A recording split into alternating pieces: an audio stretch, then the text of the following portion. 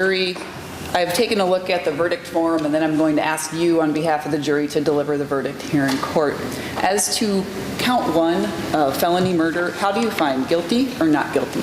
Guilty. And as to count 2, first-degree arson, how do you find guilty or not guilty? Guilty. And that is a unanimous verdict? Yes. 46-year-old Steven Zitman's sentencing will be scheduled on Friday. Although by law the mandatory sentencing for first-degree arson is life in prison with the possibility of parole. However, the mandatory sentence for first-degree murder is life in prison without parole. I feel very relieved that the case is done, and I'm very satisfied with the verdict. I believe the jury was very attentive. You could tell they were paying attention.